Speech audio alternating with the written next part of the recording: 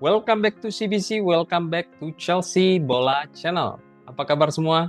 Happy weekend buat teman-teman yang sedang menghabiskan waktu bersama keluarga dan juga mungkin dengan teman-teman para fans Chelsea atau kemungkinan dengan pacar ya. Ya, semoga teman-teman enjoy aja ya di weekend ini dan teman-teman yang masih bekerja, don't worry, be happy, tetap semangat.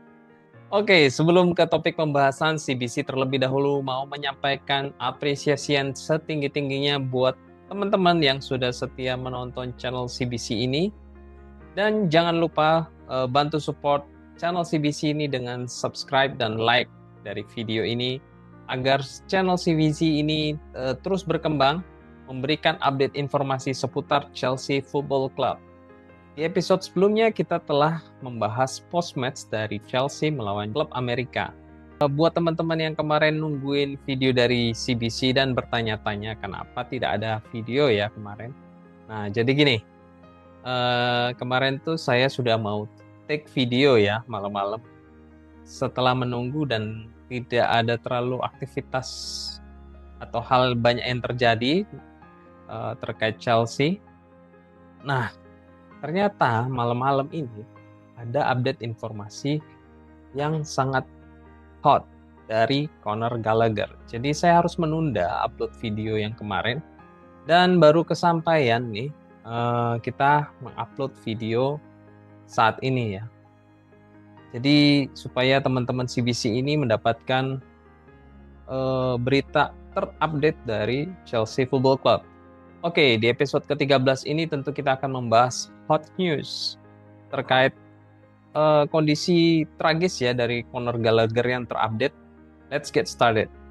Dari Fabrizio Romano, Atletico mau jawaban final di weekend ini atau kesepakatan terkait Gallagher itu gugur. Chelsea akan mengagendakan pembicaraan dengan Conor untuk menyelesaikan masa depannya pada hari ini. Chelsea telah menawarkan 2+1 tahun proposal kesepakatan dan masih di atas meja. Chelsea mau menghindari kasus Rudiger kembali yang terulang dan pergi dengan free transfer. Oke, next. Dari Ben Jacobs, semua pihak berharap menyelesaikan masa depan Gallagher sebelum Chelsea kembali dari Amerika. Keberlanjutan pembicaraan telah dilakukan pada hari ini. Atletico juga meminta dari Chelsea kejelasan dan jawaban paling tidak hari Senin. Klarifikasi diharapkan segera terjadi. Kemudian dikutip dari Tom Barclay, Conor Gallagher telah datang ke pertemuan di Cobham pada hari ini. Dia diinformasikan telah dibuang dari Chelsea First Team. Dia tidak akan diizinkan untuk menggunakan gedung dan juga fasilitas dari First Team dan tidak akan berlatih dengan First Team. Oke, yang terakhir datang dari Alex Krug. Chelsea telah menginformasikan Conor Gallagher bahwa dia sudah tidak menjadi bagian dari grup dari First Team dan tidak akan training dengan First Team saat mereka kembali dari tur mereka di Amerika Serikat. Wow, shocking news ya, unbelievable. Sangat disayangkan ya, Conor Gallagher ini harus mendapatkan treatment semacam ini oleh klub Chelsea, yang dimana uh, saya rasa banyak fans ya yang sampai membuat quote dari Gallagher itu the blues sejak lahir, since born.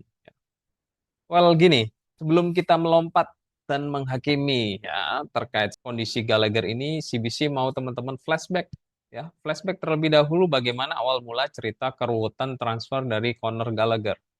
Kisah ini dimulai dari postingan Ben Jacobs. Belum ada penawaran yang mendekat dari Tottenham untuk Conor.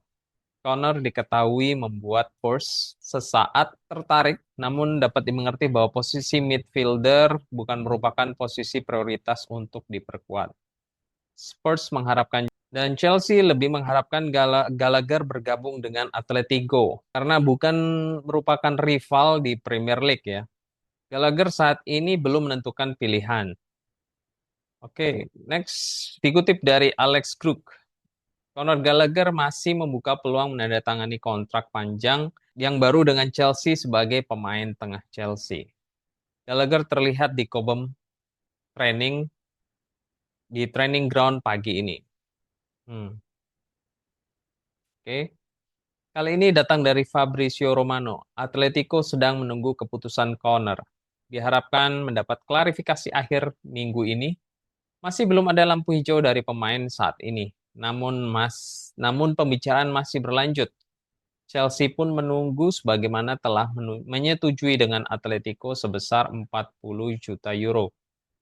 Kembali dari Fabrizio, dua kali kontrak baru yaitu 2 tahun dengan opsi musim selanjutnya telah ditawarkan Chelsea dan telah ditolak oleh Conor Gallagher. Chelsea sendiri telah menyetujui kesepakatan dengan Aston Villa terkait Conor Gallagher di bulan Juni, yang dimana memecahkan nilai transfer terbesar di Aston Villa. Namun Conor mengatakan tidak. Sekarang dia harus menentukan kesepakatan dengan Atletico Madrid. Hmm.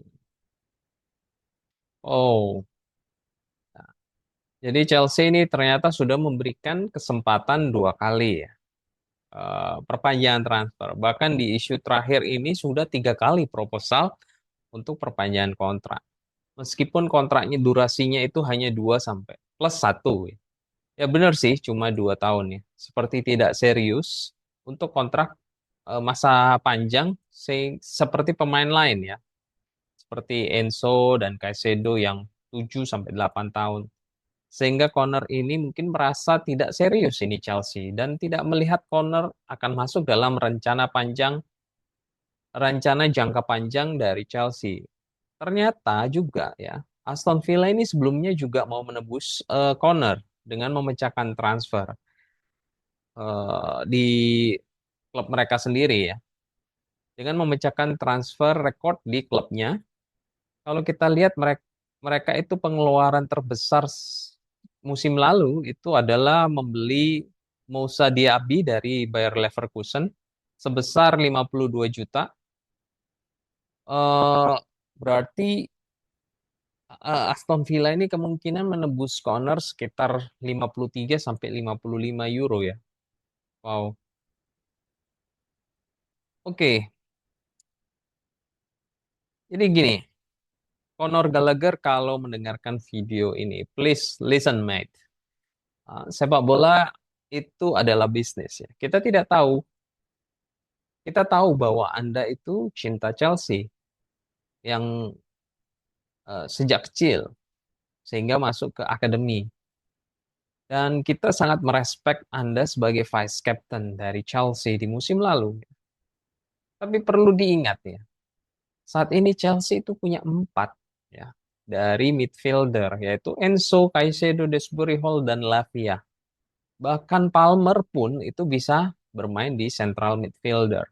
Jadi kesempatan Anda untuk turun bermain itu sangat kecil. Bahkan di bench pun itu kecil kemungkinannya ya untuk terpilih ya. Kenapa ya?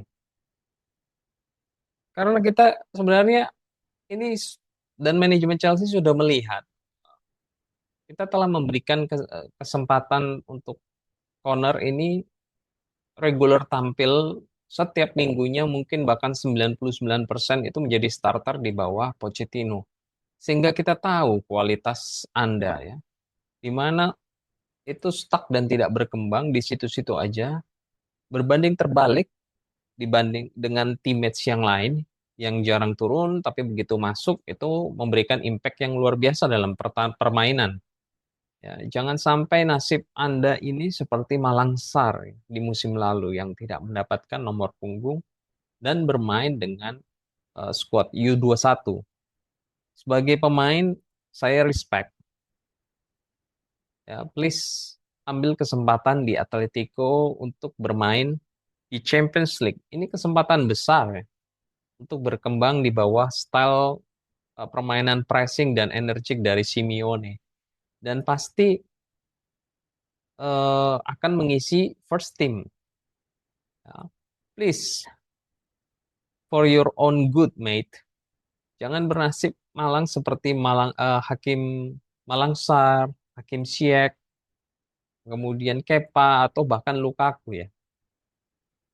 We know that you love Chelsea and we still respect you as a Chelsea player. Jadi please ya berpikir lebih bijak lagi. Dan buat teman-teman yang masih baper dan tidak rela Connor ini pergi dari klub, pesan saya itu kita coba flashback lagi ya. Pemain favorit kita itu yang terpaksa kita harus merelakan pergi. Ada Lampard, Azpilicueta, Eden Hazard, Diego Costa, ya. Tapi ya mau gimana lagi? Life goes on. Dan ingat, once blue, always blue. Oke, kita sekarang ke transfer isu selanjutnya. Teman-teman masih ingat pemain youngster dari Brasil yang yang kita bicarakan kemarin di channel CBC? Berikut update-nya. Dikutip dari Bruno dan juga Filipe Sil, perwakilan Chelsea saat ini ada di Brasil untuk Gabriel Mac. Mereka sudah menawarkan 11,8 juta euro fix dan tambahan, tetapi Gremio mau 16,9 juta euro. Sementara Fabrizio Romano, Chelsea tetap mendorong dan terdepan dalam Gabriel Mac dan Gremio. Negosiasi sedang berjalan antar klub. Chelsea terbuka berbicara dengan Gremio setelah pemain memberikan lampu hijau untuk proyek tersebut. Talent Brasil kelahiran 2008 ini dapat bergabung dengan Chelsea. Kalian aja deh yang komen di bawah ini terkait transfer ini. Oke, berikutnya kita beralih ke rombongan pemain yang masuk pada loan list. Ada 3, siapa aja? Yes, seperti yang CBC sampaikan sebelumnya dan benar saja Andre Santos telah join kembali dengan Strasbourg sebagai pemain pinjaman 1 musim. Ya, kita tahu sendiri ya, Strasbourg ini sister company dari kita. Dan padatnya midfielder kita, jadi mau nggak mau harus dipinjamkan. Oke, next. List pemain selanjutnya adalah Cesar Casade. Ya, Fiorentina telah melakukan kontak dengan Chelsea dengan harapan klub untuk menentukan jika mereka mau menjadi yang terdepan dalam pembicaraan di minggu ini. Saat ini ada 3-4 klub yang mau menandatangani Kasede. Ya, lagi-lagi ya. Ini karena padatnya lini tengah dari Chelsea. Karena Kasede ini midfielder, jadi opsi peminjaman ini adalah opsi yang terbaik buat dia dapat berkembang ya. Yang terakhir, pemain ketiga yang masuk kategori pemain pinjaman yaitu Ugo Cuku. Dikutip dari Evren Chicago, Fenerbahce, Leslie Leslie Ugochukwu masuk dalam pemain yang diharapkan dapat bergabung dengan status peminjaman. Ya, saya rasa ya di bawah arahan kepelatihan Jose Mourinho yang bermain lebih ke defensive play ya, maka saya yakin Ugochukwu ini dapat berkembang belajar dari Jose Mourinho untuk menjadi the best defensive midfielder dan menjadi yang lebih baik lagi.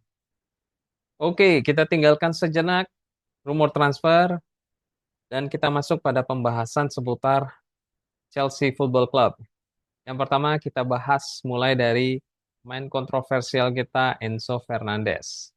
Dikutip dari Johnson Sport, saat nama Enzo Fernandez dibacakan oleh PA System di stadion saat menggantikan Dewsbury Hall di jeda babak kedua, terdengar banyak yang berteriak "bu" dari fans klub Amerika. Enzo terlihat tajam dan di dalam tim dia terlihat satu-satunya pemain yang dapat bermain passing dalam satu sentuhan. Hmm. Lihat, lihat Enzo Fernandez ini dan Fofana saling memberikan high five ini. Kita merasa lega dan adem ya. Ya, setelah insiden yang kemarin terjadi, ya antara Fofana secara personal dengan Enzo.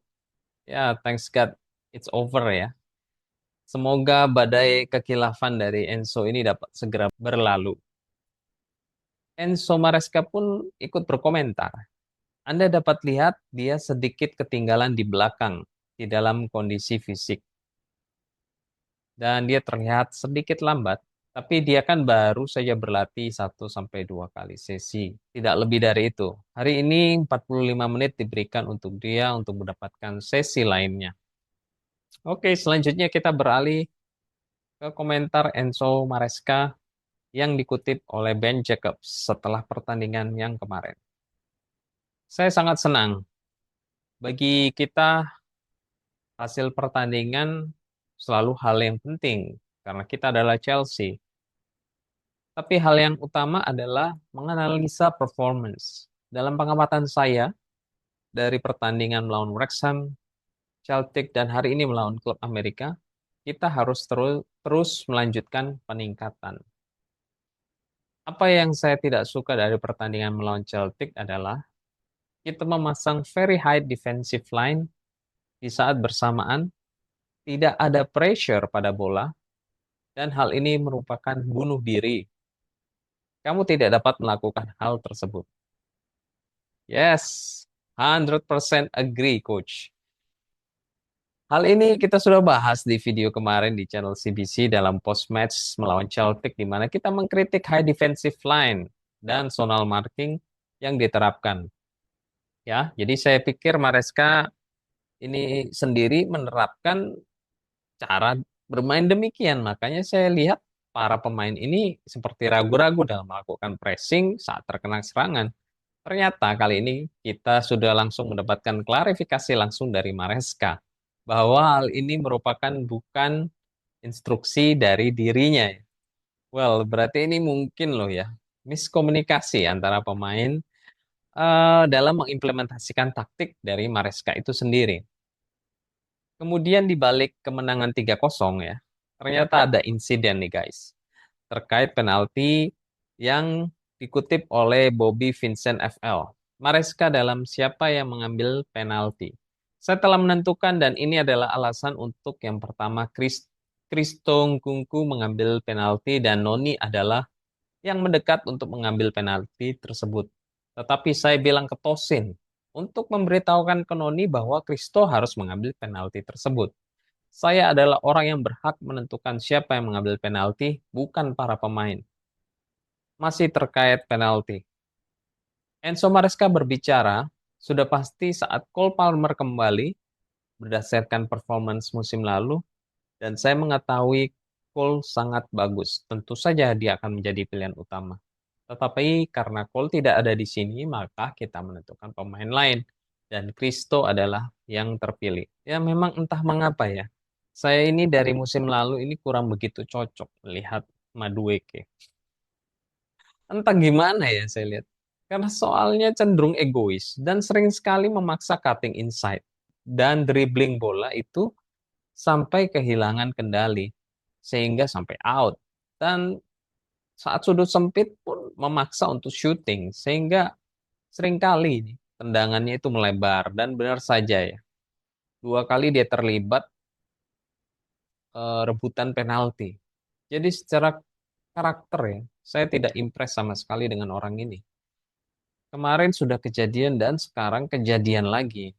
Makanya saya mau Palmer saja ini winger kanan daripada ya si Madueke. Karena di attacking midfielder kan sudah ada Nkunku sama Dewsbury Hall. Jadi gimana nih menurut teman-teman? Komen di bawah. Lanjut kita bahas komentar Enzo terhadap Madueke. Ada beberapa keraguan mengenai Noni, tapi terkait pemain sayap dia dapat menjadi profil pemain yang bagus bagi kami. Di atas segalanya, kompetisi adalah sesuatu yang penting dan paling tidak mempunyai 2 opsi pilihan. Jadi, jika posisi itu bukan untukmu, maka posisi itu berarti untuknya. Dan kita mempunyai pemain dengan level yang sama. Thanks, Kak. Akhirnya ada indikasi bahwa Madueke ini tidak otomatis menjadi first team ya. Hopefully bukan Madueke.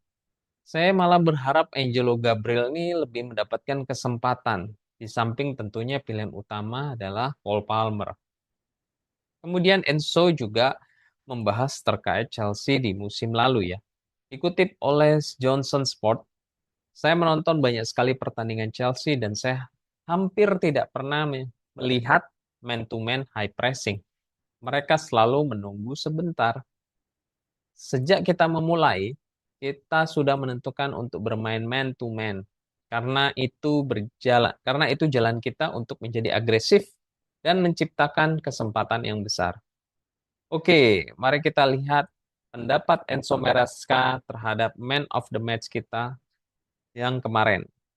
Dikutip dari Bobby Vincent FL, Enzo Maresca kepada Nkunku, alasan dia bermain setiap pertandingan karena dia tahu bahwa dia datang kembali setelah cedera dan membutuhkan menit bermain. Dia bermain sangat baik dan bahkan setelah pertandingan demi pertandingan dia terus menjadi lebih baik. Yes, that's what I'm talking about. Ya, hati-hati tim Liga Inggris. The real deal Gungku is back. Kemarin kita fur ya dengan Palmer saja. Sekarang kita main full tim nih. Ditunggu ya. Penasaran bagaimana komentar Enzo Maresca terhadap Cole Palmer? Check this out. Johnson Sport. Saya telah berbicara dengan Cole beberapa kali. Dia tidak akan bermain jika tidak bekerja. Enzo tertawa bercanda. Saya telah bekerja sama dengan Cole selama 1 tahun. Jadi saya tahu dan saya mengenal dia. Saya tahu dia suka sedikit kebebasan dalam bermain. Tapi jika Cole menjadi yang seperti sekarang ini, itu karena dia belajar 10-15 tahun cara bermain saat dia di Manchester City. Baik bermain dengan bola maupun tanpa bola, pastinya dia pemain yang fantastis. Dia mencetak lebih dari 20 gol musim kemarin. Semoga dia dapat mencetak gol dengan jumlah yang sama kali ini, mengingat hal itu tidak mudah bagi semua pemain untuk mencetak 20 gol dan melakukannya kembali di musim selanjutnya. Apa yang kita mau dari Cole Palmer adalah untuk mencoba dan menjadi diri sendiri. Yes, come on you Blues, come on. Ya, mari kita mulai musim ini dengan optimis, dengan Palmer, Nkunku, Jackson, dan Osimhen. Oke, that's all. Please bantu subscribe dan like video ini agar channel CBC dapat terus memberikan update in daily basis. Terima kasih sudah menonton. Have a good day, take care, and keep the blue flag flying high. Come on you Blues.